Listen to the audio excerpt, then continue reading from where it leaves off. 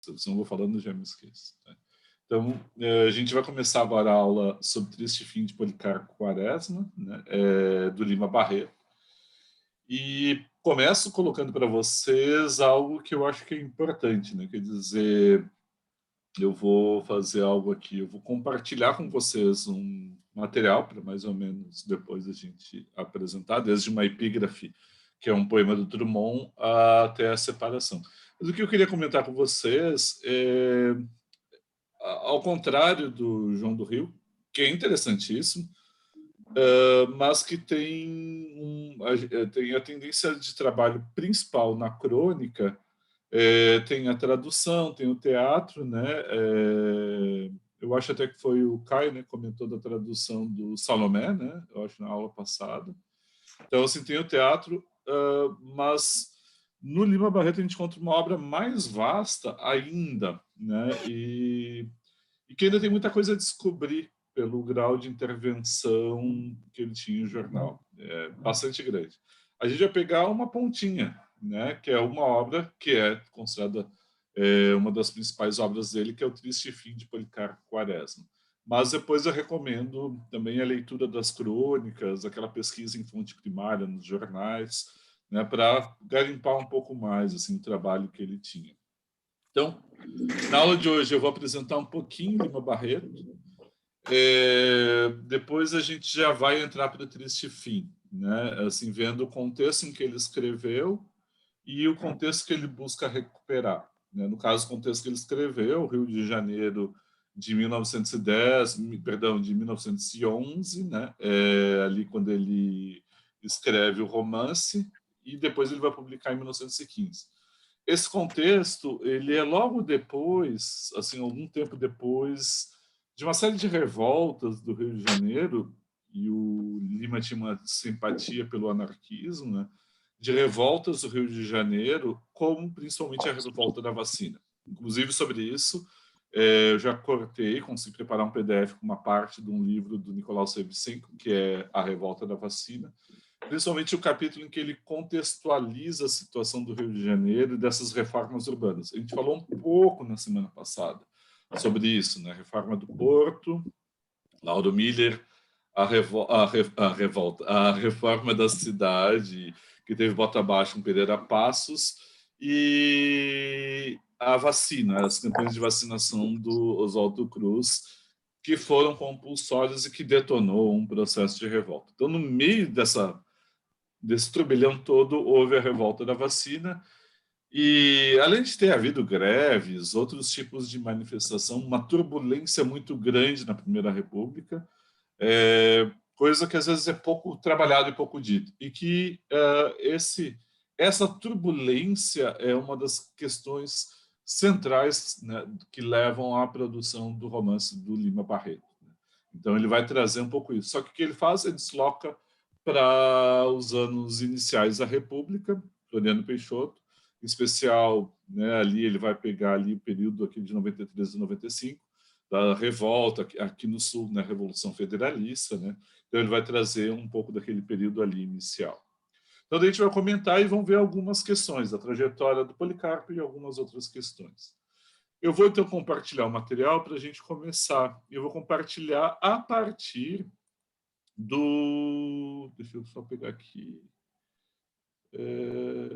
Cadê o PDF? Aqui, tá. Tudo direitinho. Eu vou ter que ampliar a letra, né? Então, eu vou pedir, assim, que eu não sei exatamente, eu não consegui ajeitar dos outros encontros, aulas, eventos que eu participei. Então, quando eu abro o compartilhamento, as pessoas desaparecem, eu deixo de vê-las. Então, qualquer manifestação, eu peço que façam pelo chat, né, para eu poder acompanhar. Começo perguntando, tá bom o tamanho da letra? Alguém me... Tá bom, mas para mim tá desfocado. Não sei se tá problema aqui. Melhorou um pouco? Para mim tá bem borrado também.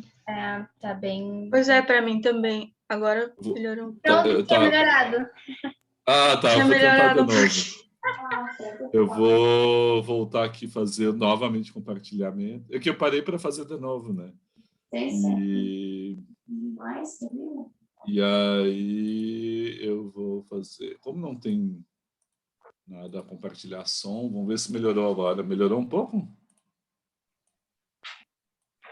Muito, tá perfeito. Agora tá bem nítido mesmo. Tá, e agora, sei lá o que eu fiz, vocês estão aparecendo agora. Maravilha.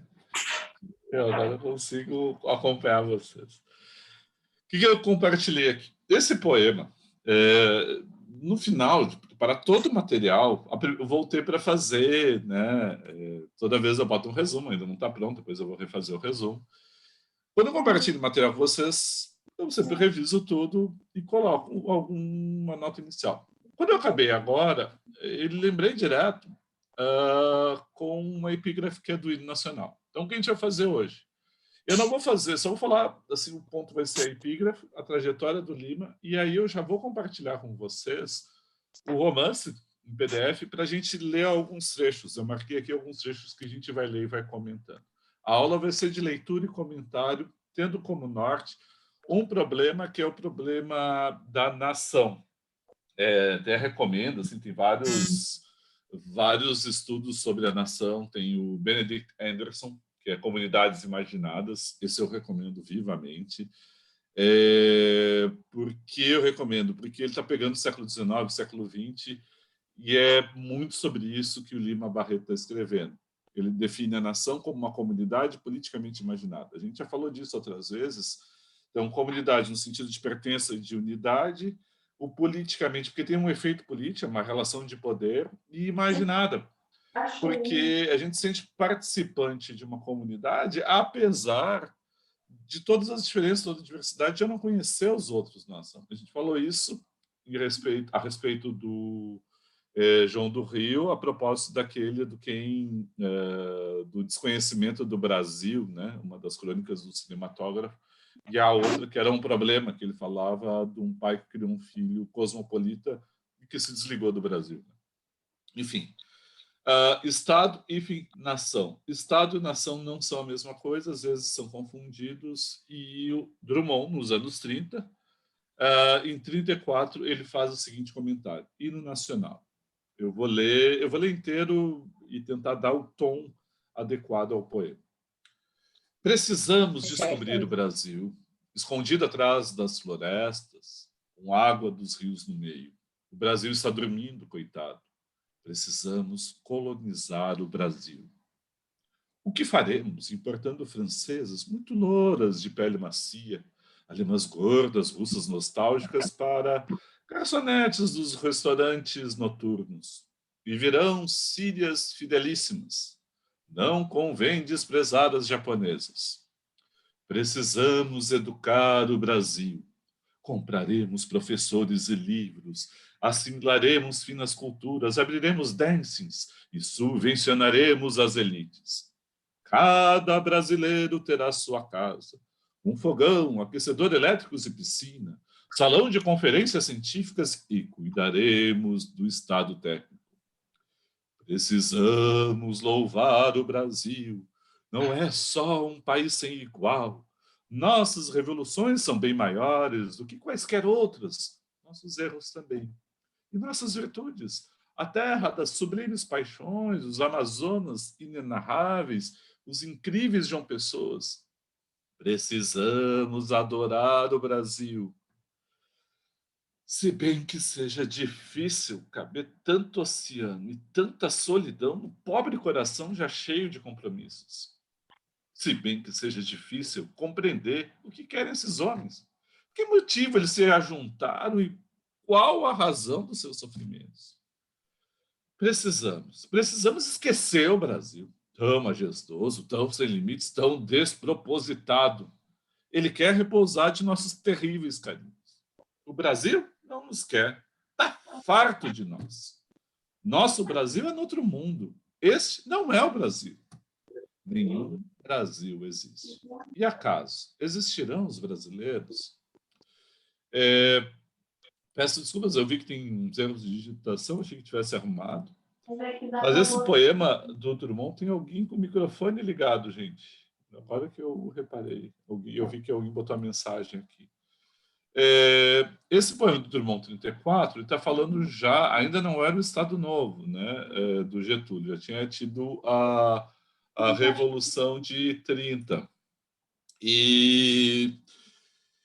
Mas ainda não era. Mas tem esse problema, que era essa questão da exaltação do Brasil. Para você ter uma ideia, no início do século XX, tinha um livro do Afonso Celso Júnior que se chamava Por que me ufano de meu país? Era um livro didático, a ilustração inicial era um professor sentado, a bandeira do Brasil atrás, e uma criança pequena com a cabeça erguida. Tem uns gestos que são muito simbólicos, né? Cabeça erguida numa posição admirativa ao professor. E aí vinham as coisas assim da natureza, aqui tem o maior rio, né? Essas coisas assim dos exageros e da acentuação dos traços brasileiros. A interrogação do Drummond começa numa espécie de imperativo. Precisamos descobrir, precisamos educar, precisamos louvar, precisamos colonizar, uma série de marcações do que deveria ser feito no Brasil, até que ele começa a se interrogar se de fato existe o Brasil, ao final. Ele chega a dizer que nenhum Brasil existe. Isso deu título a um evento, há uns 20 anos atrás, uma junção de vários textos interessantes, que é Nenhum Brasil Existe. Mas ele não está falando do Estado brasileiro, não está falando da terra onde a gente é cidadão brasileiro. Ele está falando dessa ideia de nação. Na quinta passada, eu comentei, na outra segunda havia tido Roda Viva com o Schenak, né? Me fugiu o nome, enfim. E ele falava do Estado pluriétnico. Isso é uma das coisas mais interessantes de pensar, que entre o Estado, que tem que garantir segurança, né, evitar a violência, tem que garantir o direito de cidadania, né, todos os direitos, direito à moradia, direito à educação, à saúde, a base da subsistência. Mas ele não pode obrigar a opções identitárias. E uma das principais questões identitárias, é essa fantasia, que é a ideia de haver uma identidade nacional. Nação e Estado são coisas diferentes. Existem várias nações dentro do Brasil. Por isso, pluriétnico, plurinacional, né? E os países da América, a gente comentou semana passada, é onde isso deveria ser mais vivo, pela diversidade étnica, pela diversidade, né, de culturas que tem. Então, isso eu acho muito interessante, assim, de trazer, principalmente quando a gente muitas vezes tem a exaltação do simbólica, por exemplo, Vou ter que diminuir um pouco aqui, né? Melhor. Da bandeira nacional, né, como sendo a referência, né, para pensar. Não, pode ter uma bandeira, mas não importa, mas assim, existe a diversidade como ponto. Então, por isso que eu trouxe aqui, porque essa é a questão do livro do Lima Barreto. E essa é a questão da trajetória que suscita um aprendizado no Policarpo, numa dimensão trágica, né? Ao final, tem uma certa tragicidade ao final. Agora, fazer uma nota inicial, que é da trajetória de Lima Barreto, que é das trajetórias mais interessantes, e vou pegar só alguns pontos. O primeiro, ele é um escritor negro, né? E ele sempre se colocou como negro, nunca escondeu nem a sua cor, nem a sua origem, nem procurou branqueamento, nem apagamento disso. Muito antes, pelo contrário. E ele diz, por isso eu grifei em amarelo, que 13 de maio de 81, de quando ele nasceu, 7 anos antes, né, da abolição, diz que não é quase mais do que uma data, é quase uma definição de destino, né, uma marcação de luta de emancipação posterior mesmo, né, a isso. Depois tem a outra marcação, que é o pai, que morava, né, na ilha do Governador. Era funcionário do Império, depois ele vai ser exonerado e o pai enlouquece. Vai morrer em 21. O Lima Barreto, que tinha um padrinho que permitiu ele estudar engenharia, ele teve toda uma formação inicial, ele tem que abandonar o trabalho para, como jornalista, né, poder ser o arrimo de família, sustentar a casa. Eles moram no subúrbio, na periferia do Rio de Janeiro, num bairro que é Todos os Santos, vocês vão encontrar aqui a assinatura ao final do romance, tem toda a data, né, de escrita e todos os santos. Por que essa marcação é importante? Porque ele é dessa realidade suburbana e ele traz essa realidade suburbana para o protagonismo. É o ambiente, os personagens, esse é o centro, né, da produção da obra dele, e é desde onde, por exemplo, ele vai escrever suas crônicas. A crise de loucura do pai, vocês já vão encontrar a marcação aqui, né? Mas assim, eu vou pegar já esse ponto aqui, ao final, aqui, para indicar que ele, por crise de alcoolismo, posterior ao romance, né, em 14, 18 e 20, ele vai ser internado no hospício por causa do alcoolismo e dos delírios que ele vinha, do perder o domínio de si. E de 1920, eu tinha separado, deixei, não sei onde eu botei, o livro que é o Cemitério dos Vivos. Vocês acham o PDF na rede? Eu recomendo muitíssimo, porque são notas que ele vai escrever de dentro, né, do hospício. E aí tem uma marcação, né, assim, aqui já no Triste Fim já está posto, né, porque ele define o hospício como um túmulo, né, dos vivos. Então, as pessoas são vivas, mas elas como se estivessem dentro de um túmulo. E ele vai trazer as notas de dentro disso. A última nota que eu quero trazer, além da militância, né, um dos textos, eu acho que está lá no material, é esse, um dos capítulos aqui desse livro do Nicolau Shevchenko, que é Literatura como Missão. E uma das marcas desses literatos, ele estuda ali o Euclides e o Lima, é a intervenção, é a militância. Não a militância político-partidária, até porque era muito incipiente, né? Mas uma militância de intervenção e tentativa de alteração de realidade. Muitas vezes melancólico. O final, ali, quando ele está escrevendo Policarpo Quaresma, é fruto de uma melancolia tremenda, depois da derrota da eleição do Rui Barbosa, né, que perdeu e houve engajamento, contra o Hermes Afonseca, candidato do Pinheiro Machado, enfim. Ele tem uma marcação forte que é dos intelectuais desiludidos porque não conseguem alterar a realidade brasileira. Então tem uma marca de desilusão, mas tem ao mesmo tempo uma manutenção de intervir. Isso se reflete em algo que é da linguagem dele. Negação dos gêneros literários tradicionais e a busca de uma linguagem acessível. Se for feita uma comparação, e ela é pertinente, entre Machado e Lima Barreto, tem que marcar uma diferença radical na opção do trabalho com a linguagem. É uma linguagem que busca ser acessível aos leitores, inclusive incorporando várias marcas de coloquialismo. Tem um dos grandes críticos, talvez um dos principais críticos, leitores, né, do Lima Barreto, é Antônio Arnone Prado. Tem vários livros, tem vários textos sobre esse período e uma leitura muito boa do Lima Barreto. Pois bem, ele tem um texto muito curioso, agora não me lembro o título, mas é um mal-entendido que houve entre os modernistas e Lima Barreto. Ele morre, por isso que eu botei aqui a data, em 1º de novembro de 22. Ano que vem é centenário da morte dele. Eu não tinha me dado conta, eu não sou muito ligado a datas, né?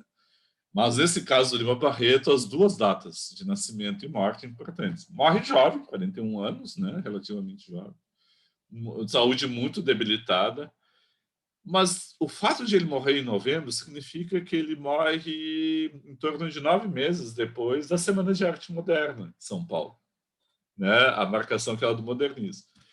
E houve uma tentativa de aproximação do Mário, do Oswaldo Lima Barreto, que os rechaçou, né? Disse: eu não quero nada com vocês, não tenho nada a ver com vocês.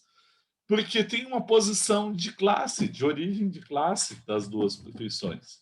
A gente está falando de um intelectual suburbano, de que teve funcionário público, que lutou para sobreviver, que foi alcoólatra, que viveu excluído, negro, sofreu preconceito em função da negritude. E ele está falando de um movimento que surgiu dentro da elite paulistana. Nos salões, por exemplo, da Senhora Penteado, com o patrocínio da família Prado, enfim. Não tira o valor de nada do que o modernismo fez, ao contrário de toda a trajetória importantíssima que teve o modernismo. Não é esse o caso. O que eu quero dizer é que é interessantíssimo ver, pensando na linguagem que ele adota e a identificação que os modernistas tiveram com ele, porque um dos próceres do modernismo é um outro autor desse período que escreve um romance curioso, esquisito, mas de certo modo desimportante, que é o Canaã, né? Que fala da imigração alemã na região do Espírito Santo, do Graça Aranha, que vai ser um dos próceres, um dos defensores do espírito moderno e dos modernistas. Só que o que eles tinham mais identificação não era o Canaã, não era o Graça Aranha, era o Lima Barreto. Então, por isso, esses descompassos, questões são super importantes de ver, que dá um pouco mais de complexidade para isso. Agora, qual é o ponto? Ele vai escrever o livro não nesse período de 20, mas em 1911, né? Então, ele está ali, um Lima Barreto que supostamente tem uma virada. Ele publica o livro junto com alguns contos, né? Então, a gente tem, por exemplo, lá O Homem que Sabia Javanês, a gente não vai comentar aqui, né? Mas tem lá O Homem que Sabia Javanês também. Então, agora eu vou só dar algumas linhas do romance e depois a gente vai lendo alguns trechos da primeira, e aí eu vou saltar para a terceira parte do romance. Mas aqui eu vou apresentar o conjunto. Aqui são bem notas, vocês depois vão ver que eu fiz, assim, não estão tão arrumadas como os outros documentos, né? Porque vocês vão ver que tem uma certa repetição, eu mantive, né? Então, assim, o romance está dividido em 3 partes. A primeira parte tem uma marca de comicidade que é muito importante destacar, né? Porque a gente tem nessa comicidade, a gente vai se aproximando, a gente tem uma feição do Policarpo, que um dos primeiros críticos que a Oliveira Lima marcou, inclusive destacando o valor, isso quando publicou em livro, então ele escreve uma crítica em 16, o valor do romance, a linguagem e principalmente um traço que é muito curioso e interessante. O Policarpo é um tipo forte, construído, um personagem que vai ficar na memória. Ele faz aproximação com Dom Quixote.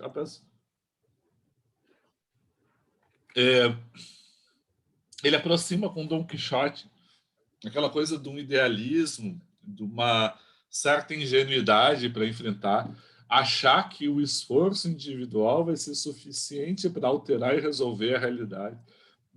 Tem uma certa coisa quixotesca e também cômica. Eu vou saltar a parte intermediária, quando ele está no sítio de sossego, tem toda aquela cimentação da agricultura, que eu acho que aí é engraçado não da parte dele, mas da relação com o universo rural.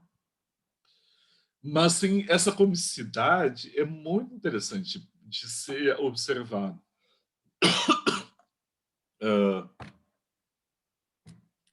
Eu não entendi, Gabriela, por ser escrito usando fatos reais do passado como governo, eu não entendi a questão. Ah, a Marina também colocou ali.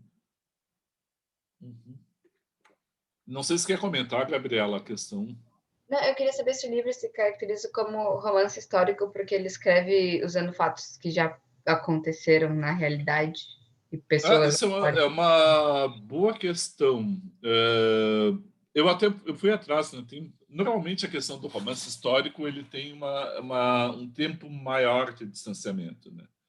Aqui ele tem parte desse aspecto de voltar à história, mas como tem uma ideia de intervenção, é como se ele estivesse tratando dos problemas que ele está vivendo nesse período de 1909 a 1911, né?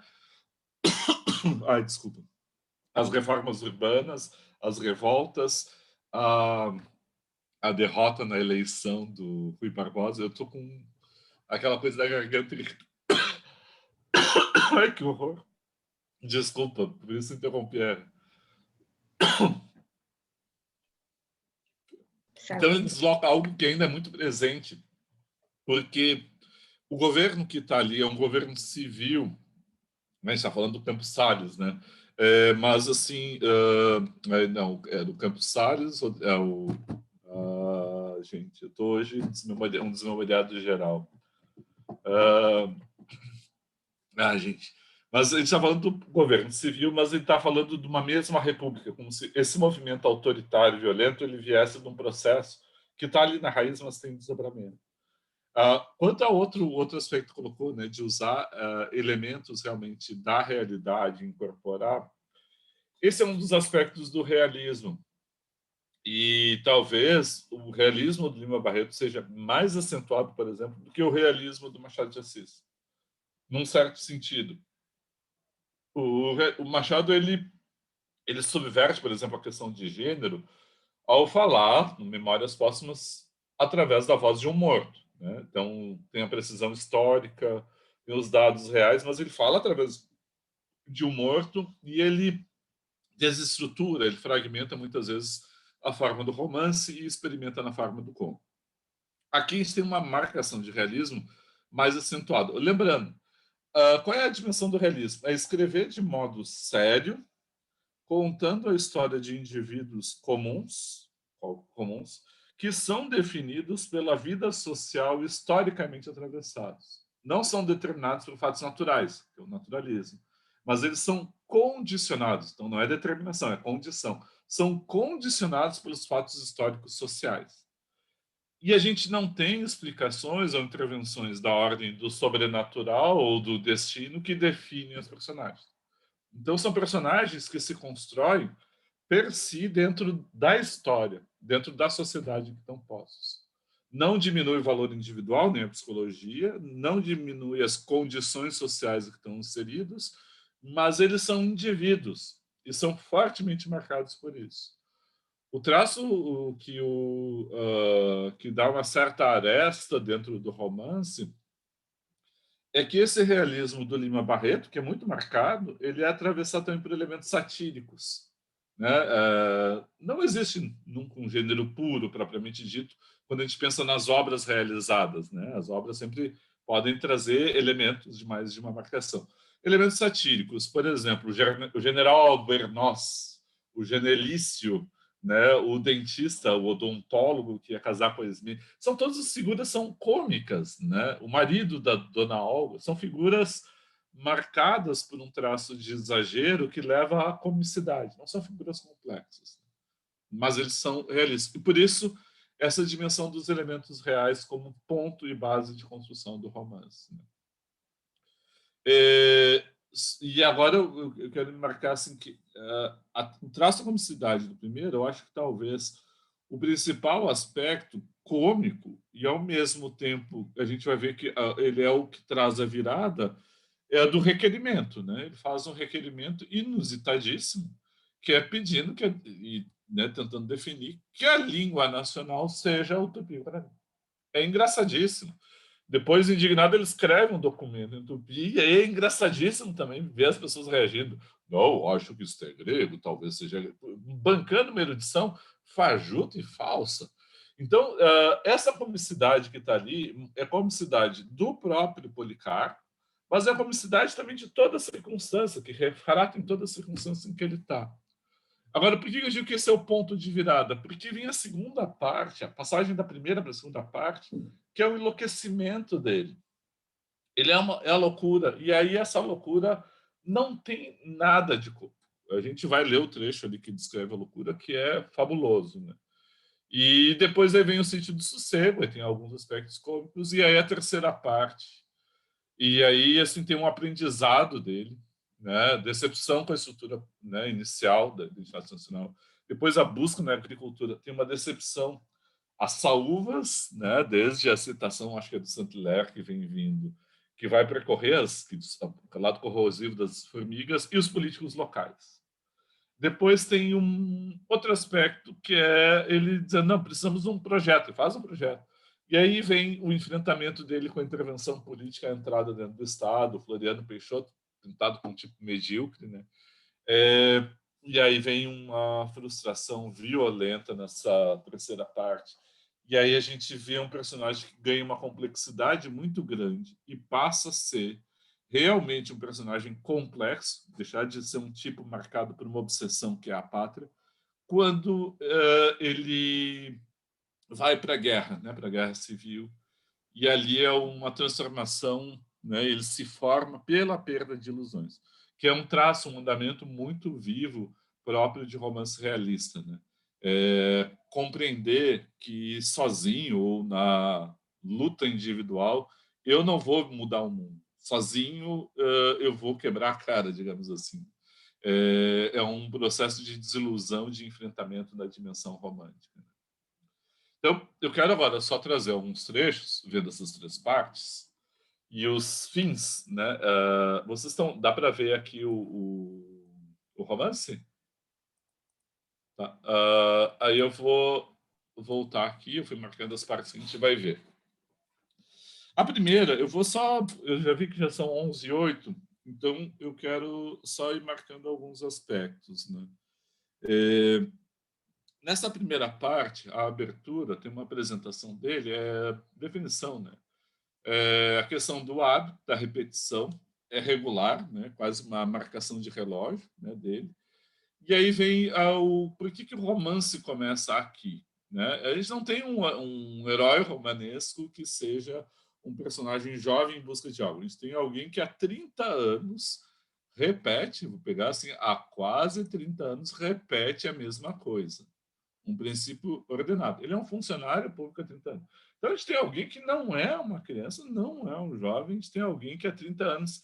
E aí o início do romance, ou seja, aquilo que é o conflito que se desenha do romance é quando esses 30 anos de acumulação eles resolvem...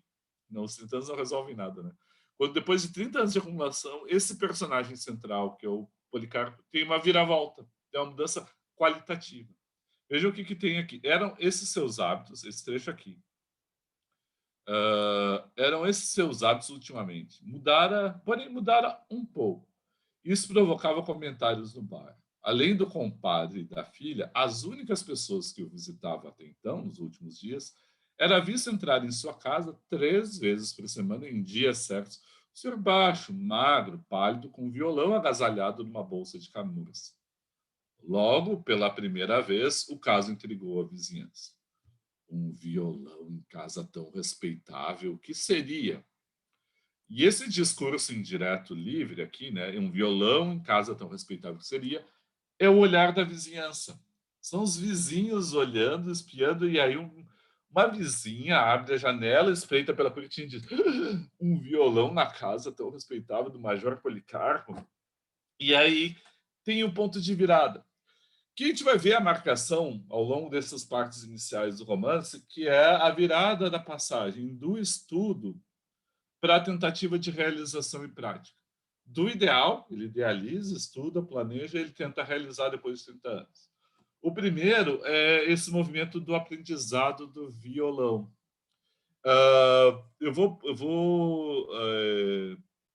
Né, depois ele vai aparecer com um violão até a chegada do padre. Eu vou pular alguns trechos. Marcar a questão da biblioteca, né? O que ele tem, autores nacionais, tidos como nacionais, e aí a definição que chega para a gente entender onde é que entra o violão, né? Dos idiomas, ele vem aqui.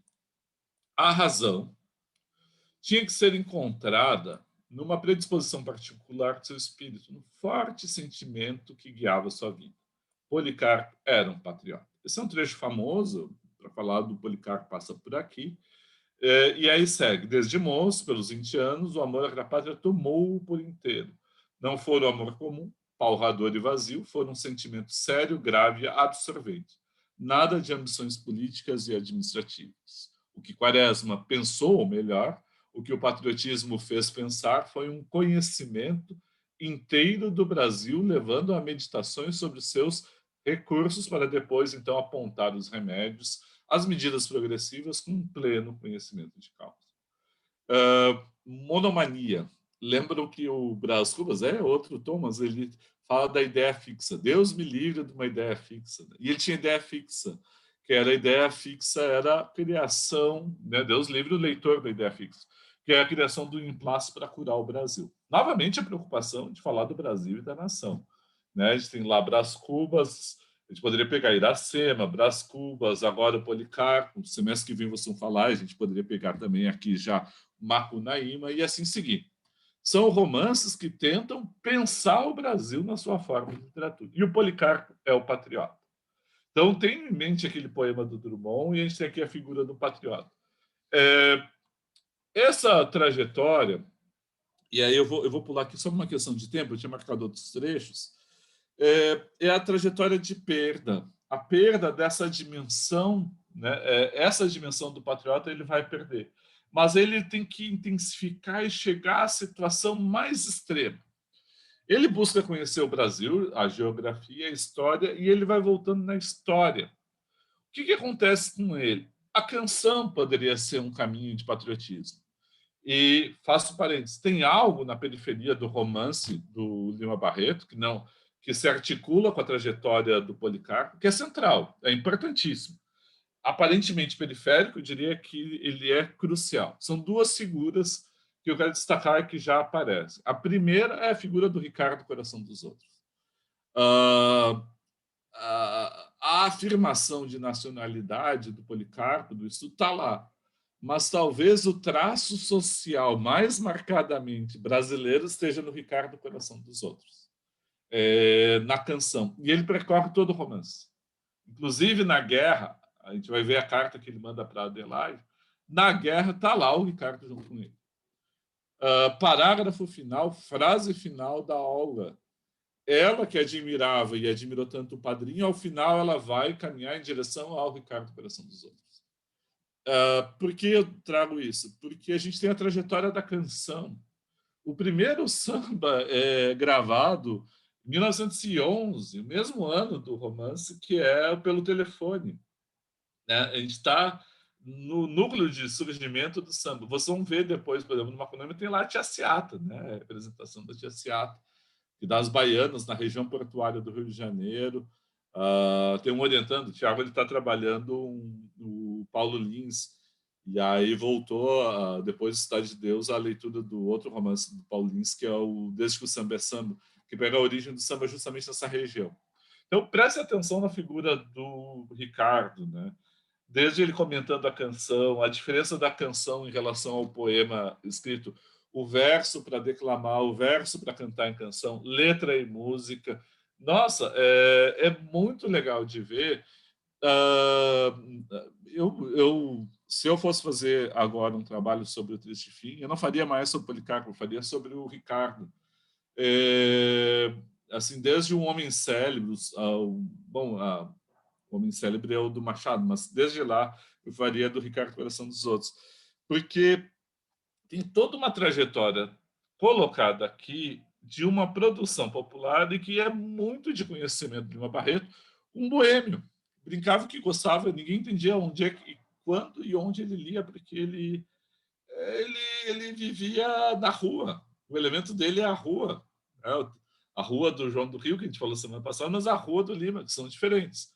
A gente está falando de uma rua suburbana, não como uma visita excepcional, que é o caso do João do Rio, mas como alguém que mora no subúrbio, dos bares, da boemia, inclusive a questão do violão. Então, o parênteses ficou enorme, né? Não ficou um parênteses com uma nota de rodapé gigantesca assim, né? Sobre o Ricardo, que está nesse primeiro capítulo e vai percorrer. Mas aí eu vou pular um pouco.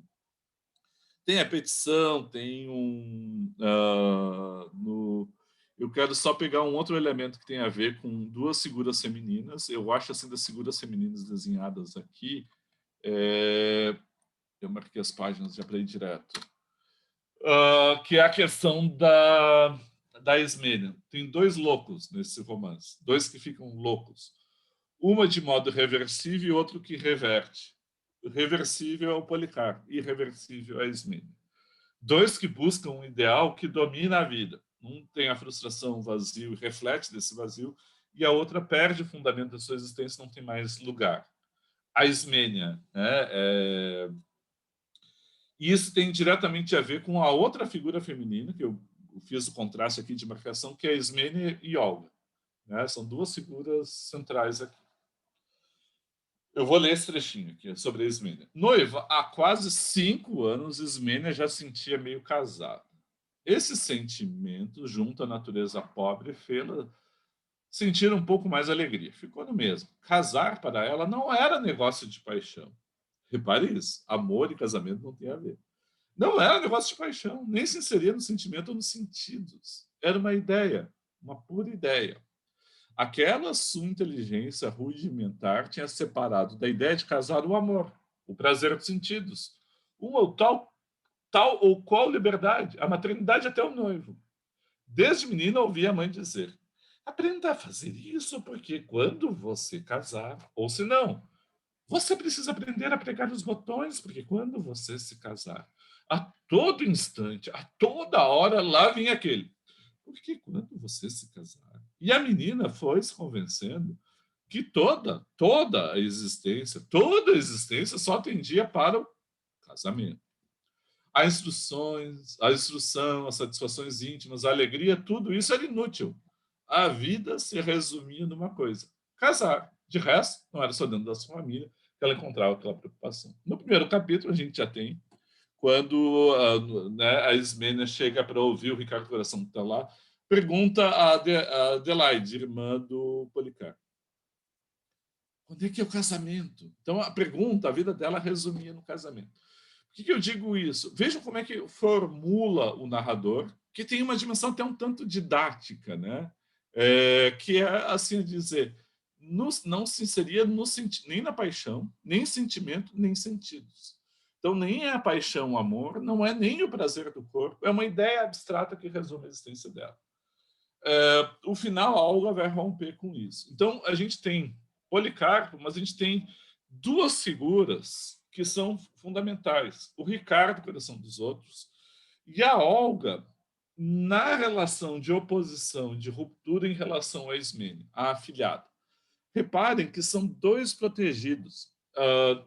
Antigamente eu lia, e inclusive dava aula assim, aproximando o Policarpo das figuras como, por exemplo, o Brás Cubas. Grandes figuras emblemáticas sobre brasilidade, pensando brasilidade no sentido de problematizar aquilo que define o Brasil, independente da definição de Estado, que é Brás Cubas, não teve filhos, um Macunema, que não teve filhos, um Riobaldo, que não teve filhos, e o Policarpo Quaresma. Mas ele tem dois que se desdobram dele, né? Assim, essa questão do relacionamento com as figuras respeitáveis, o Ricardo e a Ismênia. Eu acho que sim, mas o Ricardo acaba progredindo progredindo é ótimo, perdão. Ele acaba se deslocando para uma outra esfera, que é a esfera da Olga. Eu vou ter que pedir licença para vocês, vai ser uma coisa inusitadíssima, mas eu tenho que ir ao toalete. E por isso que eu estou acelerando, assim, talvez os gestos meio desesperados. Eu vou deixar assim um vazio na gravação, vai ficar só os livros, eu vou silenciar, mas Vai eu já lá, vou volto. pegar uma carona.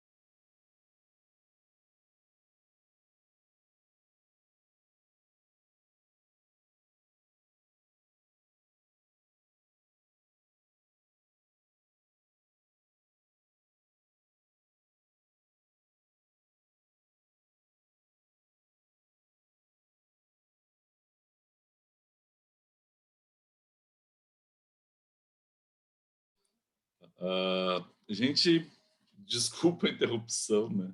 Eu vou esperar um pouquinho o pessoal voltando. Vai ficar engraçadíssima essa gravação, né? Considerando isso. A gente parou no Ricardo. Eu vou retomando assim, só pela questão da gravação não ficar tão vazio, tão grande. Não sei se alguém tem mais questões. A Marina compartilhou um vídeo. Tem um curta. Ah, que legal. A Marina tem umas coisas de cinema que é muito bacana, Marina. Muito legal. Depois da Gabriela, a gente já conversou.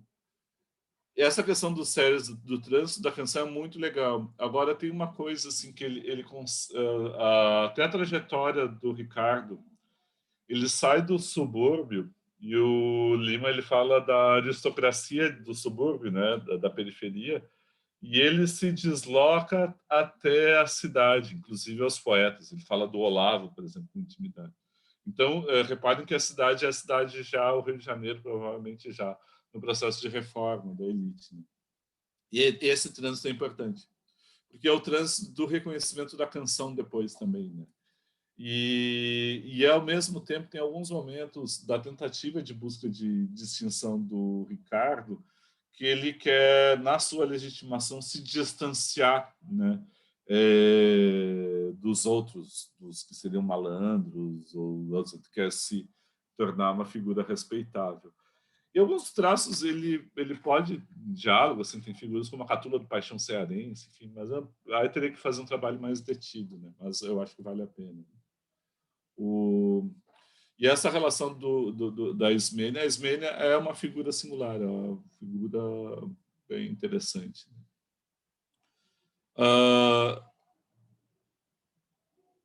Sim.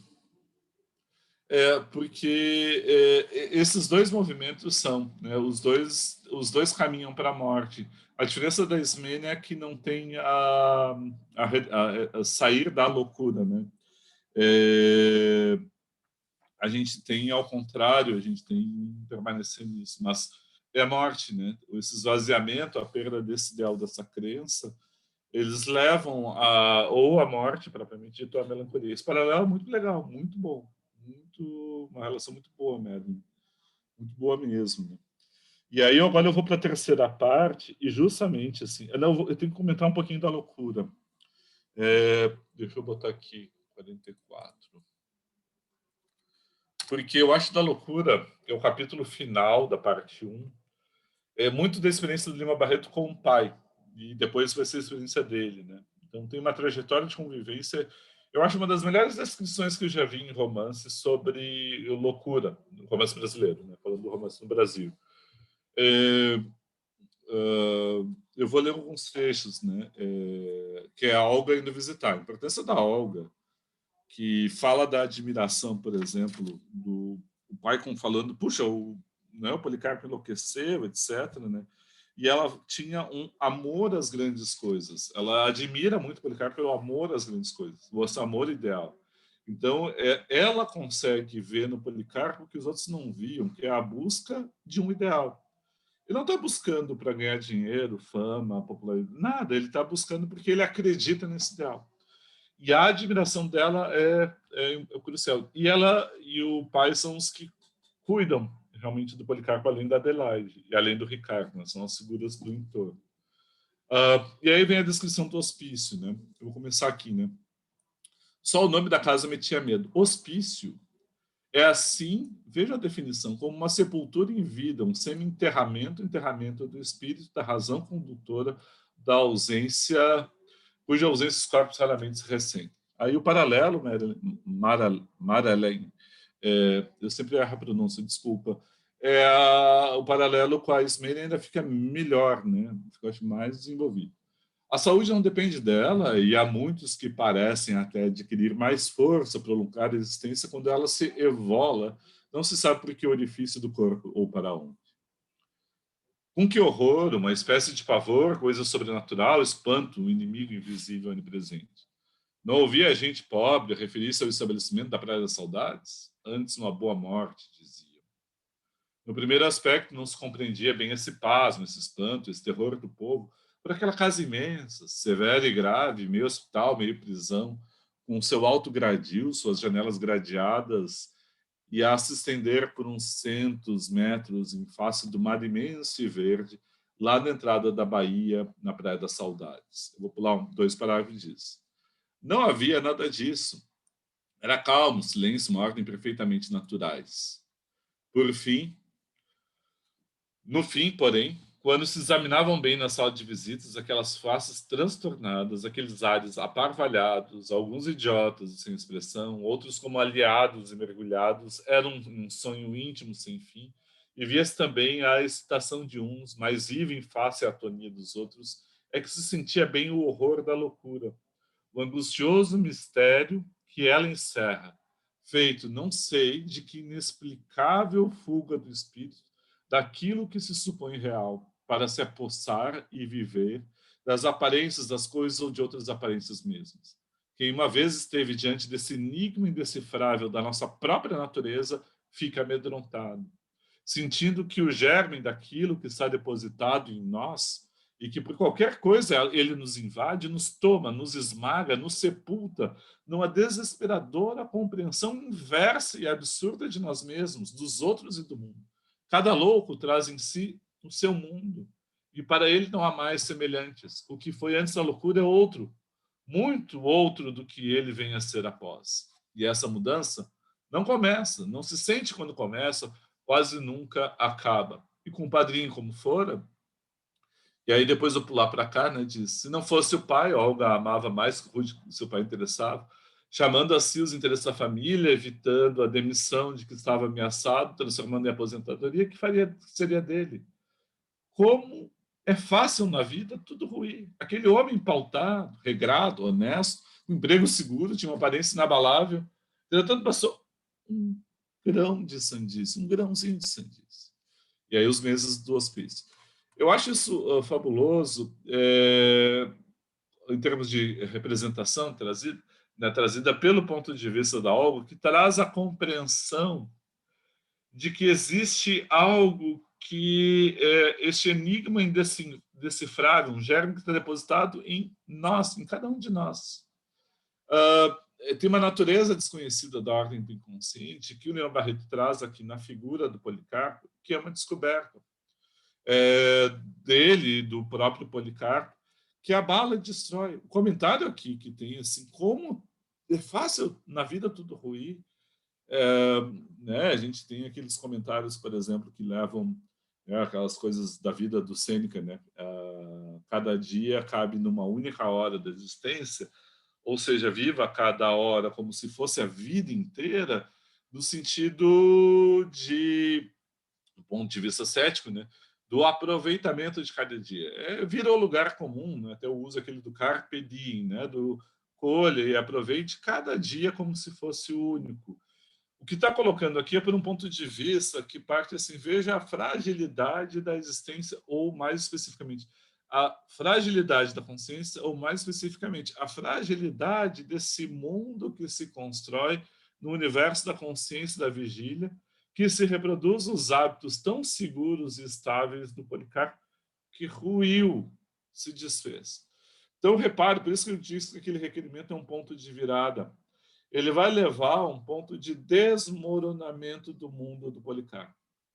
A reconstrução que ele faz, a partir de uma ideia de busca de sossego, uma região no sítio de sossego, propriamente dito, vinda da própria Olga, é muito frágil, né?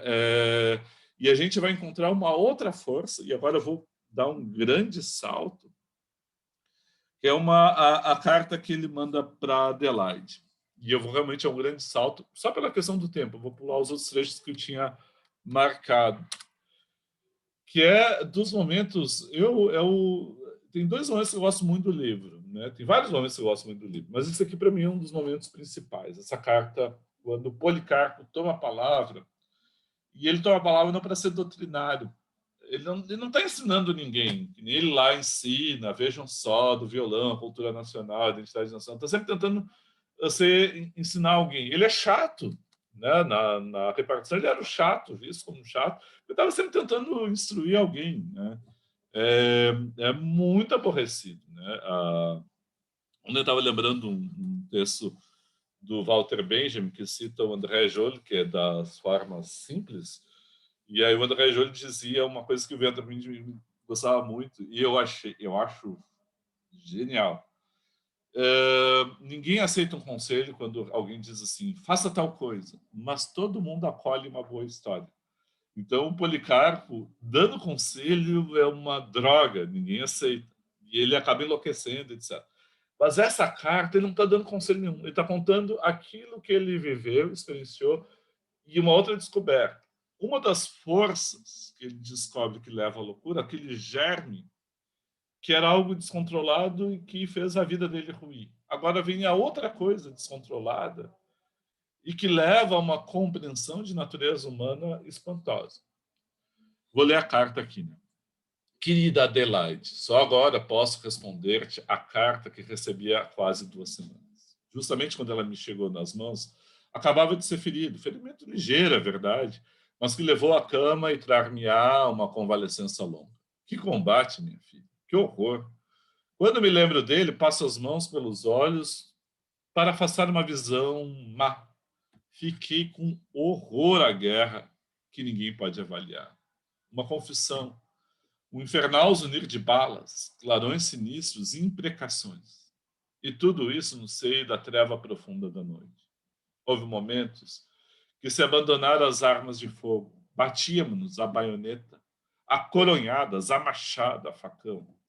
Filha, um combate de trogloditas, uma coisa pré-histórica. Eu duvido da justiça de tudo isso. Duvido da razão de ser.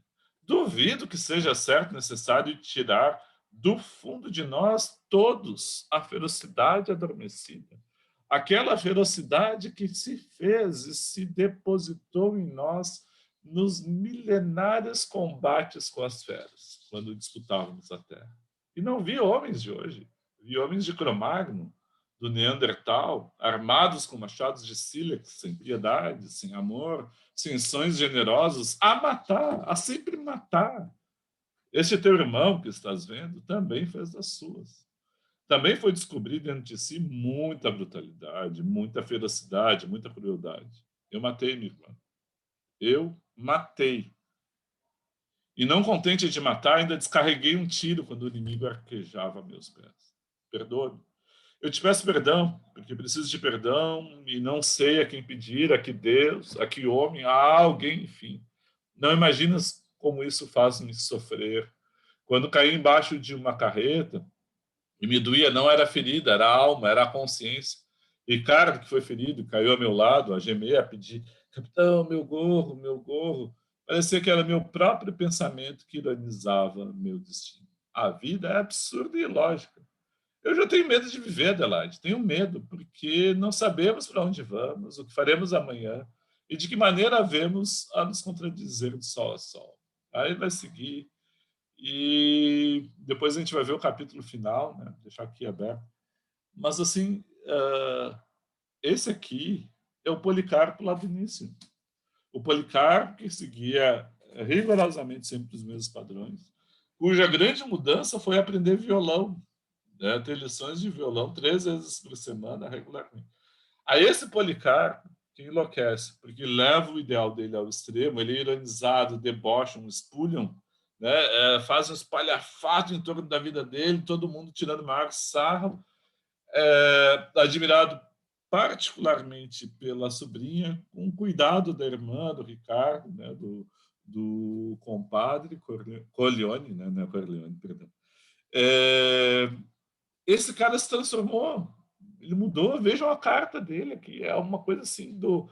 Ele não está falando da violência dos outros, ele está falando dele. Eu matei, não contente de matar, eu descarreguei. Ou seja, a guerra e esse incentivo à violência, ao combate à guerra, despertam nas pessoas o lado mais feroz, como assim, a condição humana regride a uma animalidade tremenda, se assim for o ambiente criado para tal. E assim é a guerra. E aí o que ele vê é o absurdo disso, a ilogicidade e o absurdo. Eu já tenho medo de viver, não faz sentido, não sabemos para onde vamos. Esse questionamento que é da ordem da melancolia, né, tremendo, ele perdeu o fundamento da existência, né, é uma melancolia tremenda, uma tristeza profunda, faz com que na volta ele defenda a vida dos outros e por isso seja condenado à morte. E aí vem o final, que é o momento né, do... vou pular aqui. Bom, a gente já está no andamento final. Que aí vem, aqui eu vou descendo aqui, que é o capítulo último, né? E aí acaba com a filhada, né? E é pelo ponto de vista, de novo, dela. Lá o da loucura e agora outra coisa. Sempre a Olga é o contraponto, né? Lá, quando estava a loucura, era a Olga foi visitar ele, enfim, a Olga. E ele pergunta para a Olga, tu vai casar? E ele pergunta para ela, tu gosta do cara? É uma pergunta simples. Tu gosta dele? E ela não consegue responder, né? Fica desarvorada, né? E aí vejo aqui ele perguntando, se Policarpo perguntando, por que estava preso? Ao certo, não sabia. O oficial que o conduzira nada lhe quisera dizer, desde que saíra das enxadas para a Ilha das Cobras. Não trocara palavra com ninguém, não vira nenhum conhecido. Nem o próprio Ricardo ele podia, com um olhar, com um gesto, trazer sossego às dúvidas. Não pudera se conter. Aquela leva de desgraçados a sair seriam escolhidos. E aí vem agora a conclusão. Depois aqui. Esse é o ponto que eu queria marcar. Iria morrer, quem sabe se naquela noite mesmo. E que tinha ele feito de sua vida? Nada. Levara toda ela atrás da miragem de estudar a pátria, por amá-la e querê-la muito, no intuito de contribuir para a sua felicidade e prosperidade. Gastara sua mocidade nisso, sua virilidade também. E agora que estava na velhice, com ela o recompensava, como ela o premiava, como ela o condecorava, matando. Vou pular um trecho. Desde os 18 anos, o tal patriotismo lhe absorvia e por ele fizera a tolice de estudar inutilidade. Que lhe importavam os rios? Eram grandes, pois que fossem. Em que lhe contribuiria para a felicidade saber o nome dos heróis do Brasil? Em nada. O importante é que ele tivesse sido feliz. Foi? Não. Lembrou-se das suas coisas, do tupi, do folclore, das tentativas agrícolas. Restava disso tudo em sua alma satisfação? Nenhuma. Lá um parágrafo diz: a pátria que quisera ter era um mito. Era um fantasma criado por ele no silêncio do gabinete. Nem a física, nem a moral, nem a intelectual, nem a política que o julgava existir havia. O que havia era a pátria, né? Do tenente Antonino, do Dr. Campos, a do homem do Itamaraty. Nossa, é o hino nacional, entre aspas, do Drummond. Nenhum Brasil existe. E acaso existirão os brasileiros? A pátria é uma criação, é um mito. Nossa, é um fantasma criado no silêncio do gabinete. É um mito. Mitomania é mentira, né? Eu estou fazendo só um jogo de palavras aqui. Então, a hora em que ele se desfaz do mito, ele começa a ser gente, a ser um ser humano. Por que tem uma tragicidade? Porque ele se sacrifica não pela pátria, mas por uma negação dessa ideia de pátria. Pela afirmação individual de libertação do mito. Que é uma das marcas da tragicidade. Tem alguns traços do Lima Barreto, isso eu não, nem coloquei no material, mas eu só anotei aqui e queria trazer. Que lembram muito Nietzsche, principalmente esse momento assim que ele vai negando a história, a inutilidade de tudo em termos de vida, né? Assim, tem uma espécie de demolição a martelo, não da filosofia, mas esse mito, dessa ilusão da afirmação de uma pátria que está sendo posta aqui. Então, esse é um ponto de chegada dele. Agora, vejam o final do romance, e é isso que eu queria trazer para vocês. Tem a decepção do Ricardo, tem outros trechos que eu vou deixar de lado. É a página 166, né? É o finalzinho aqui. Não é possível, minha senhora, Marechal não atenderá. E aí a Olga, né? Com tal gente, era melhor tê-lo deixado morrer heroicamente no ilhéu qualquer, mas levando para o túmulo inteiramente intacto seu orgulho, sua doçura, sua personalidade moral sem a mácula e um empenho que diminuísse a injustiça de sua morte, que de algum modo fizesse crer aos seus algozes que eles tinham o direito de matá-lo. Saiu e andou. Olhou o céu, os ares, as árvores de Santa Teresa, e se lembrou por essas terras já tinham errado tribos selvagens, das quais um dos chefes se orgulhava de ter no sangue o sangue de 10.000 inimigos. Fora 4 séculos. Olhou de novo o céu, os ares, as árvores de Santa Teresa, as casas, as igrejas, e viu os bondes passarem. Uma locomotiva apitou, um carro puxado por uma linda parelha atravessou-lhe na frente quando já ia entrar no campo. Tinha havido grandes e inúmeras modificações. Que fora aquele parque, talvez um charco. Tinha havido grandes modificações nos aspectos, na fisionomia da terra, talvez no clima. Esperemos mais, pensou ela, e seguiu. E esse advérbio que eu queria trazer, serenamente, ao encontro de Ricardo, coração dos outros. Ela não segue para casa, não segue para encontrar o marido, que ela já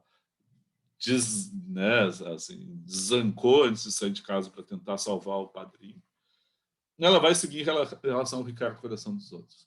A Olga é filha de imigrante, afilhada do Policarpo. Então, ela vem de fora. Eu acho que é a grande personagem do romance e que desfaz aquela ideia do fato de ele não ter filhos. Você pensa, biologicamente ele não teve filhos. De fato, não teve. Mas ele tem duas pessoas que vão acolheram o que ele trouxe, o respeitaram nos seus ideais, que são a Olga e o Ricardo Coração dos Outros. E acaba com a Olga. E é um final que é muito emblemático, que acaba ela caminhando em direção ao outro. Acaba ela em movimento. Se imaginar em termos de câmera, ela saindo, andando, olhando a paisagem, e acaba ela quase assim ela vai se desfazendo no final, né? Ela vai indo em direção ao Ricardo, pode aparecer lá no fundo. É muito legal isso, é muito legal porque se pensar em termos de contraposição, só fazer um dos muitos parênteses pequenininho, vocês vão ver que uma das crônicas que eu botei no material, por isso que eu enfatizo tanto a figura da Olga.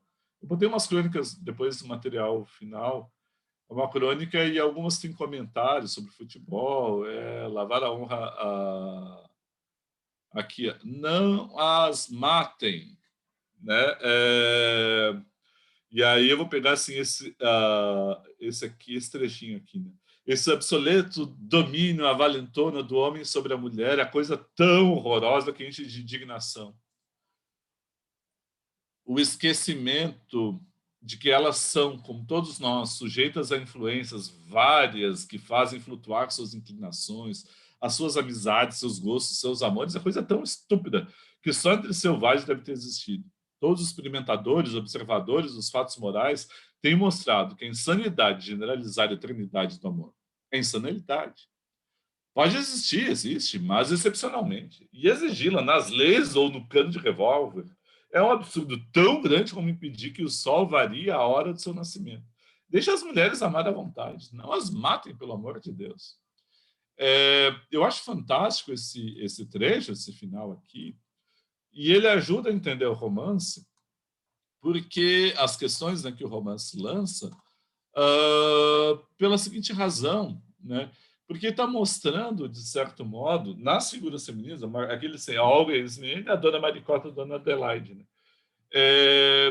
No final do romance, esse desdobramento que o romance traz na figura da Olga, que é que se lança viva para o futuro, acolhendo aquele amor às grandes ideias do Policarpo e se dirigindo a outra figura, que é o Ricardo Coração dos Outros, e não ao marido, né? Então, eu acho muito interessante o andamento do romance trazer, assim, esse final. E aí, essa tragicidade, esse sacrifício do Policarpo, não seria em nome de uma pátria, mas seria em nome desse ideal emancipatório que está na figura da Olga, especificamente, mais basicamente da Olga, né?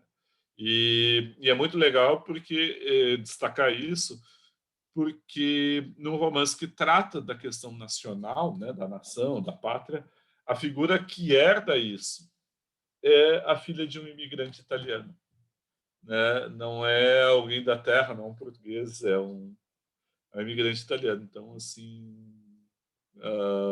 ou seja, não faz nenhum sentido ficar falando em nação e pátria, né? Eu cada vez mais olhando o Brasil de hoje, eu acho que a briga por emancipação, né, é internacional, é de cada um em cada lugar, cada um luta em cada lugar pela emancipação. E um dos obstáculos, eu acho que é essa questão da nação. Gente, são 11h46, acabei me entusiasmando, falei 1/10 do que eu queria falar, né, nem da análise dos outros pontos, mas eu vou parar o compartilhamento e a gente conversa, né? Eu sempre destaquei algumas questões, mas agora eu acho que daí a gente vai conversando e vai vendo os pontos, né? Questões que vocês queiram trazer, né? Eu vi que tem alguns, né? Tem uma questão da Bárbara, né? Podemos dizer, então, que conforme Policarpo vai se iludindo, ele começa a refletir menos sobre os outros, sobre o Brasil, mais sobre ele mesmo. Ao mesmo tempo, tem algo... e o Augusto, nessa passagem final, parece que ele está se contaminando com patriotismo. Eu não entendi a pergunta, Augusto, mas depois eu vou te pedir para explicar, né? Mas, assim, quando a Bárbara começa a refletir sobre ele, também é uma reflexão sobre a questão da pátria, do vazio, né? Nenhuma pátria existe. A pátria é um mito que ele tem que se libertar. E eu quero insistir, quer dizer, não é um abdicar dos outros ou da coletividade ou de ter traços próprios sociais. Quer dizer, a gente fala a língua portuguesa, a gente vive no Brasil, diferentes regiões, mas em vez de querer unificar isso num único traço identitário, né, numa cor, num modo de comportamento, num tipo de relação afetiva, social, num tipo de família, em vez de unificar numa crença tudo, numa coisa só, é acolher a diversidade e ter como ideal o ideal emancipatório, né? E ele se emancipa. Eu acho que ele se torna um personagem realista na sua maior densidade no momento em que ele sai da ideia fixa, né, que é a ideia da pátria. Eu acho que o romance tem mais maior complexidade, eu não consegui botar isso no esquema, né, mas agora consigo colocar um pouco a ideia da complexidade do quem é louco, né? Quais são os pontos de loucura, né? Qual é a loucura maior, né? É do Policarpo que vai morrer ou de quem mandou matar o Policarpo? Então dá para fazer momentos de reflexão em torno disso. Né? Então essa reflexão que estou trazendo é importantíssima. Né? E eu insisto assim que da figura feminina, até botei, eu esqueci de dizer, só para daí eu já passo a palavra para o Augusto. Uma citação do Quincas Borba, quando a dona Fernanda ela fala para Maria Benedita, lá no Quincas Borba, diz assim, né, um marido ainda mal é sempre melhor do que o marido dos sonhos, né?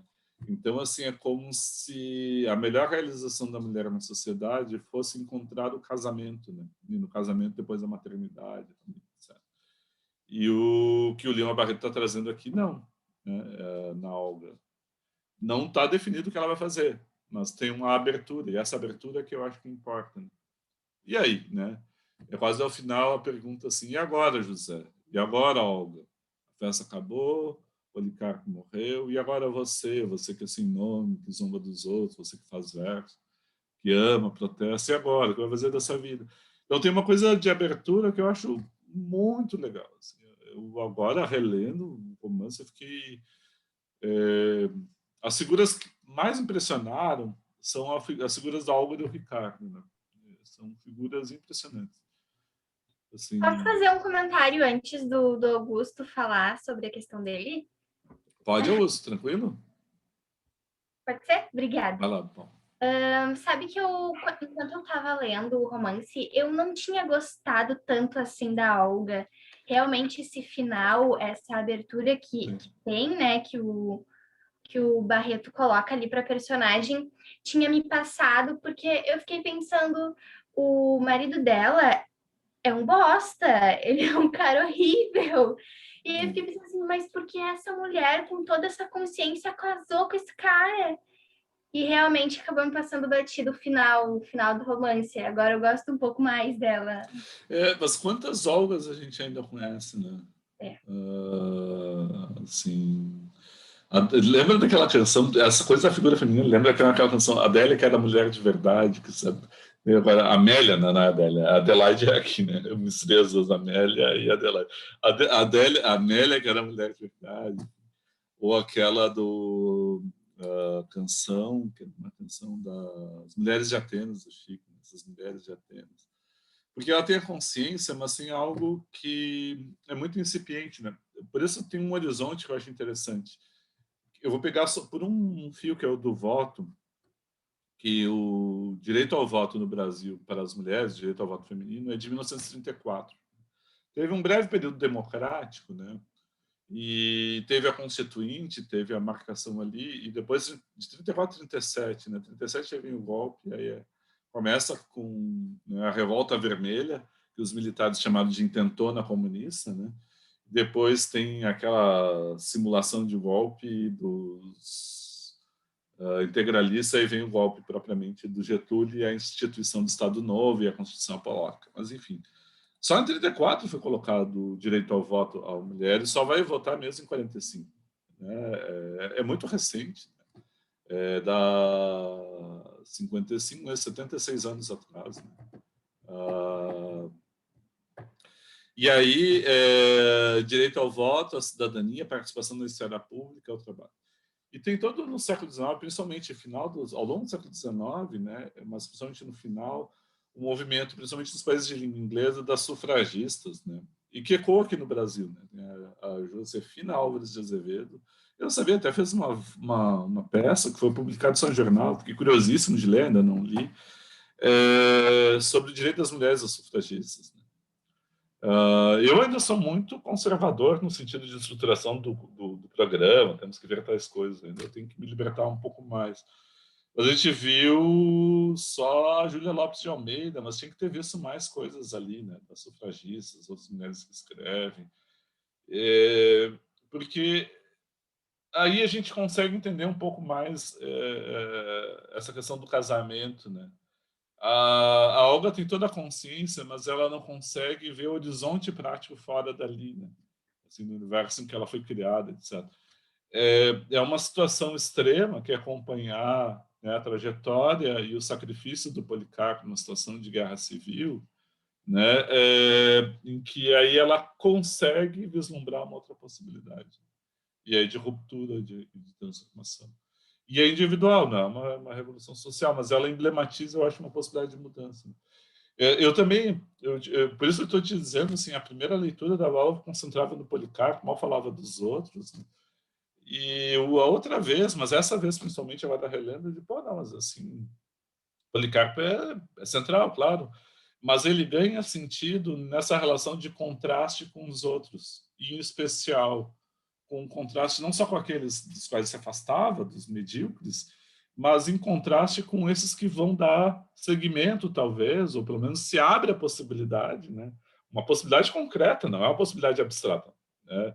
Eu digo que a possibilidade concreta é uma categoria de análise de ficção do Georg Lukács, que tem limites, etc., mas é excelente crítico, e ele coloca que quando a gente lê um romance, a gente vê no personagem aquilo que são possibilidades abstratas, um cara delirando, eu vou sair a voar, eu vou construir um mundo e vou combater os mundos de vento. Tem uma coisa que é a possibilidade abstrata, que é o início do Policarpo. E a possibilidade concreta é a possibilidade de uma ação que realmente está no horizonte possível de realização da personagem. E isso é uma coisa interessante, que da possibilidade abstrata do Policarpo passa a ser uma possibilidade concreta no final da Olga, né? Não mais o Policarpo da Olga. Então, por isso eu achei interessante. E é legal esse teu comentário, né? Porque realmente aquele marido dela que abre livro de medicina e esconde, nossa, eu não vou É muito bom quando ele começa a traduzir as coisas para o clássico. Achei sensacional. É muito bom.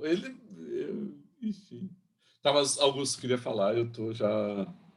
Eu tava pensando, essa última passagem que eu falei isso, que ela se contaminou pelo nacionalismo e tal, eu não tinha pensado nisso quando eu li, eu fiquei meio perdido nesse final, falei, mas o que está acontecendo? O que isso significa? Ele vai morrer?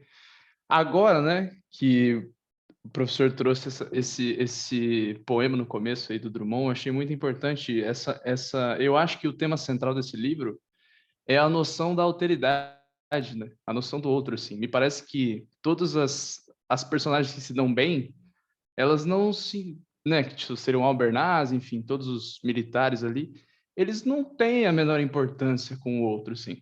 Eles estão só pensando nele mesmo. E o Policarpo, ele perde a própria identidade em algum momento para buscar um ideal que é para o outro, que é para os outros, para todos os outros, né? E eu acho e aí que está a diferença entre a Ismênia e o Policarpo, que a Ismênia, ela se apagou completamente, ela perde completamente a identidade e ela acha que ela é apenas o casamento. Quando o casamento passa a não poder acontecer mais, ela se apaga, ela morre. E o Policarpo, ele ainda recupera uma noção do que ele é ainda no final, né? Claro que completamente pessimista, enfim. Mas eu acho que o tema é esse, tipo... E aí a Olga, no final, me parece que ela se contamina por isso, porque ela fica olhando, né, contemplando ali a praça, enfim, que aquilo já foi e tal. E ela tá indo em direção ao Ricardo, né, com essa noção de que, tipo, tem uma outra pessoa ali com que eu posso contar. Me parece que a loucura dele vai passando um pouco para ela, assim, uma loucura que, na verdade, é só um ideal de empatia com as outras pessoas, que ninguém mais tem nesse estado maldito que é o Brasil, que come todo mundo e só fica quem pensa em si mesmo, que é o que o Lima Barreto quer dizer, né? Me parece.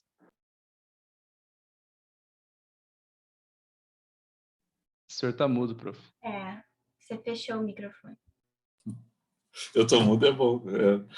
Eu tava mudo. E que tu trouxesse uma questão muito importante, isso que eu estava dizendo antes de, né, que não aparecia. Eu só vou fazer um parênteses, assim, tem uma das coisas que eu venho estudando, que é a questão do gesto na ficção, né? Passa do teatro para a ficção, e aí tem vários campos. E aí tem a coisa de observar, né? Assim, quando um movimento normal, com o comportamento, ele é gesto, às vezes não é só no que o cara faz, mas é na percepção que a gente tem quando a gente vê, né? E aí eu falar, assim, tu vê o cara mudo, parece que a gente percebe como são os movimentos em termos gestuais que caracterizam o jeito de falar do outro. Né? Isso aí não tem nada a ver com o que a gente estava falando, com o Augusto falando, mas é que é bacana. Essa coisa assim de eu venho tentando atentar, observar um pouco mais. E essa questão da alteridade, eu acho que tem essa questão dessa alteridade, né, do outro.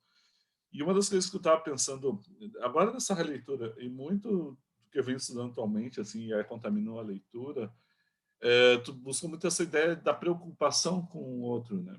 E aí tem um dos pontos que colocou que eu acho que é central é a figura da Ismênia, né? Quer dizer, no momento em que ela perde uma situação, perdão, ela perde um ideal que definia a existência, para o qual ela se voltava, ela fica vazia e não tem nada, ela vai gradualmente indo em direção à morte, né? A perda radical, né, de identidade, ela não existe. E aí cai o movimento negativo. Agora, tem um movimento positivo de perder a identidade no sentido de abertura para a diferença. Por exemplo, a identidade dos outros personagens, por exemplo, pegar do Genilicio, que é muito medíocre, mas poderia ser o homem do Itamaraty, que nem ele chama, né? Marechal Floriano, enfim. Tem figuras que têm um processo de cristalização, quase de coisificação numa identidade fechada. E um dos pontos da Olga, né, eu acho que isso que incomodava a Paula, é que ela tem a consciência de que aquela identidade, do casamento, da mulher casada, segundo um padrão convencional, não a realiza. Mas ela não consegue romper essa para encontrar outra coisa. No final, que ela vai ter uma perspectiva de ruptura. E aí um caminho para a diferença, para aquilo que é desconhecido, para aquilo que é menor, aquilo que escapa, né? Então, eu acho que essa abertura para a diferença, essa abertura para o outro, essa abertura para a alteridade, ela é fundamental, né? E é tudo relacionado. Eu acho muito do que eu estou falando é porque eu acho que tem uma angústia muito grande porque a gente está vivendo no presente. Então, lendo Lima Barreto com uma memória literária de uma questão brasileira, a gente reconhece vários problemas atuais, inclusive o problema esse do nacionalismo cego, né? Quase, enfim, daria para ir trazendo. E tem uma outra questão de alteridade que é bacana no romance e que é importante, inclusive, para a transformação do Policarpo e da própria Olga, é a descoberta de que tem um outro dentro de cada um de nós, que nos é desconhecido. O primeiro, que é o da loucura, né? Porque abre outras possibilidades de ser, mostra que aquela identidade que eu tinha, ela me esvaziava, ela não me deixava ser. E o outro que é dessa violência, né? Então, assim, tem coisas que me são desconhecidas, que me são inconscientes.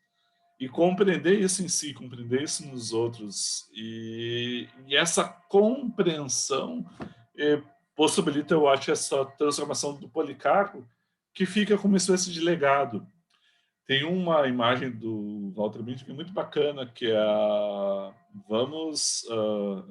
está na série sobre o conceito de história, que é arrancar a tradição do conformismo. Esse vai ser o nosso tema quando a gente falar semana que vem do Contos Gauchescos. A gente vai falar de um tema difícil aqui no Rio Grande do Sul, que é essa construção da figura do gaúcho. É sempre um problema. Mas a minha ideia, como aula, é arrancar a tradição do conformismo. Em que sentido? É de que existe transmissão de uma geração para outra. Não no sentido passivo, de que eu vou só receber, acolher, né, como tal, mas existe a passagem sempre de algo de uma geração para outra, de um grupo para outro, de uma pessoa para outra, e existe um acolhimento. E nessa transmissão tem algo de emancipatório nisso que o Policarpo deixou, né? Que é aberto, tem uma definição. É muito legal, essa questão da alteridade está trazendo um belo achado de trabalho. Né? Um belo achado. O Caio colocou um comentário. É bem legal ver que o Policarpo constrói todo o ufanismo dele ao redor do Estado, dos governantes, e morre defendendo exatamente o contrário. Ele morre defendendo o Brasil no todo, todos os brasileiros, independente dos lados, indo na direção oposta de defender cegamente os governantes. O Policarpo passa por um arrependimento político muito forte quando percebe a nocividade do ufanismo inicial dele. E uma curiosidade, na Bíblia na Bíblia que tem um Policarpo também, ele morre queimado vivo ao não abrir mão da própria fé. Não tinha ligado isso. Achei que ele tem um paralelo bem forte. Pode ser, tem uma série de investigações sobre o nome, né, do Policarpo Quaresma, Caio. Interessante essa relação. Tu vai ver, assim, um dos textos que eu separei para botar, que é um texto Silviano Santiago, ele pega do Carpira ao final, mas também, né, do Policarpo, daquilo que vai brotar e vai gerar. Mas essa relação com a Bíblia não é feita, né? E aí, de fato, né, esse deslocamento por quem se luta, né, pelo abstrato ou pelo real. E aí, nessa noção abstrata, ele acaba priorizando os que estão no poder, né, os dominantes, dominadores, enfim, os vencedores. E quando ele se desloca, ele vai para o outro lado, que é dos vencidos, dos derrotados, todos os brasileiros, independente do estado dessa definição. Bem legal, cara, bem legal o comentário. E essa do Policarpo eu não tinha visto ainda nas leituras que eu fiz, essa relação com o texto bíblico. Né?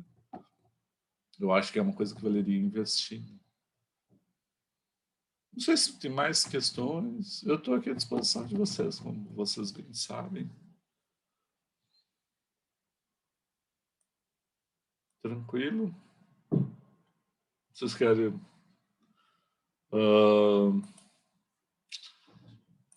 Tá, então eu vou fechar aqui. E aí, semana que vem, a gente vai trabalhar os Contos Gauchescos, que é uma obra também bastante conhecida de todos, né? Mas a ideia, enfim, a gente vai analisar, assim, né? Tem vários aspectos que podem ser analisados. E um deles, tantos, por exemplo, a gente vai analisar o narrador o Blau Nunes, propriamente dito, o tipo de narração, o tipo de investimento que tem na passagem, né, da oralidade para a escrita, o tipo de escuta, interlocução, tem vários pontos ali, mas é isso que a gente vê semana que vem, né? Eu comecei a lembrar dos contos que a gente vai trabalhar, o Namanantial, né, tem a figura do contrabandista, tem vários ali. O Melancia Coco Verde, né? Então, enfim, a gente vê semana que vem. Mais alguma questão ou era... Tá, gente. Muito obrigado pelo tempo de vocês. Um bom, né, final da semana e fim de semana. Cuidem-se, fiquem bem. E aí a gente volta a se encontrar. Na terça-feira temos o encontro de orientação. E na quinta-feira a aula do Simões. Mas eu vou mandar, quando eu mandar a aula, eu mando o lembretezinho, né, dos nossos próximos passos de encontro, pessoal. Tá? Então, um grande abraço a todos, fique bem. E a gente vai conversando. Eu vou encerrar aqui meio abruptamente hoje, tá bom? Tá bom, tchau, tchau. Se cuidem. Tchau. Tchau, Igualmente. Tchau, todo mundo. Pela aula, prof. Tchau.